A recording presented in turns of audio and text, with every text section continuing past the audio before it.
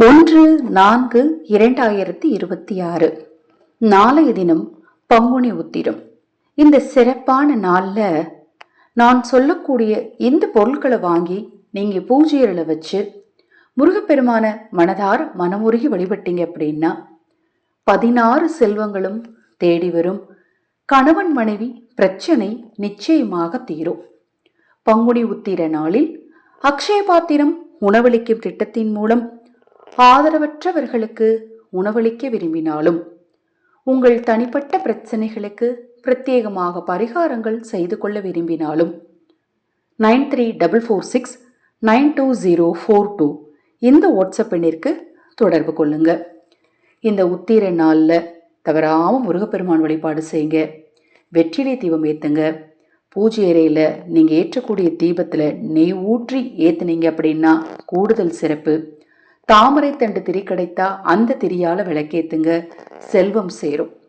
இதை மாதிரி பங்குனி உத்திரம் பற்றிய நிறைய சிறப்பான தகவல்களை தொடர்ந்து பதிவு செய்ய இருக்கிறேன். தொடர்ந்து பாருங்கள். நாளைய தினத்தில் நீங்கள் வாங்க வேண்டிய பொருட்கள் ஒவ்வொன்றா சொல்கிறேன். அதில் உங்களால் என்ன முடியுமோ, எதேதோ முடியுமோ அதை மட்டுமாவது வாங்கி வழிபாடு செய்யுங்க. முருகனை வழிபடுறதுக்கு ரொம்ப முக்கியமான ஒரு பொருள் வேல். நாளைய தினத்தில் குறிப்பாக செவ்வாய் தோஷம் இருக்கிறவங்க பித்தளையால் செய்யப்பட்ட வேலை வாங்குவதும் தானம் செய்கிறதும் ரொம்ப நல்லது. முருகனுடைய சிலை, சந்தனம், பன்னீர், இளநீர், விரலி மஞ்சள், பூக்கள், குறிப்பாக வாசனை மிகுந்த பூக்கள், சந்தனம் நீங்கள் வாங்குறீங்க இல்லையா, அந்த சந்தனத்தையுமே கூட நீங்கள் அபிஷேகத்துக்கு கொடுத்தீங்க அப்படின்னா ரொம்ப ரொம்ப நல்லது.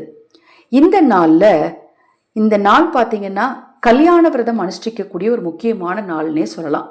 திருமண தடை நீங்கணும், திருமண பாக்கியம் கைகூடி வரல, கணவன் மனைவிக்குள்ள பிரச்சனை ஏற்படுது அப்படிங்கிறவங்க சிவனும் பார்வதியும் இருக்கிற மாதிரி திருவுருவப்படம், அல்லது முருகனும் தெய்வானையும் இருக்கிற திருவுருவப்படம், அல்லது விஷ்ணுவும் லக்ஷ்மியும் இருக்கக்கூடிய திருவுருவப்படத்தை வாங்கிறது ரொம்ப ரொம்ப நல்லது. அந்த படத்துக்கு அன்றைய தினத்தில் மஞ்சள் மாலை, வெட்டிவேறு மாலை சாற்றி வழிபாடு செஞ்சீங்கன்னா எப்பேற்பட்ட கணவன் மனைவி பிரச்சனையும் நிச்சயமாக தீரும். இந்த நாளில் உலர் பழங்கள் மற்றும் செவ்வாழை பழத்தை வாங்குறதும் ரொம்ப சிறப்பு. இப்போ நான் சொன்ன எல்லாமே எளிதாக கிடைக்கக்கூடிய பொருள் தான். இந்த பொருட்களை வாங்கி நீங்கள் பூஜையில் வச்சு வழிபாடு செஞ்சுட்டு தானம் செய்கிறதா இருந்தால் தானம் செய்யலாம். இல்லை நீங்களே உபயோகப்படுத்தி கொள்ளலாம் அப்படின்னா தாராளமாக உபயோகப்படுத்தி கொள்ளலாம். இப்போ நான் சொன்ன இந்த தகவலில் ஏதாவது சந்தேகம் இருந்தால் வாட்ஸ்அப்பில் கேளுங்க. தொடர்ந்து நம்ம சேனலை பாருங்கள்.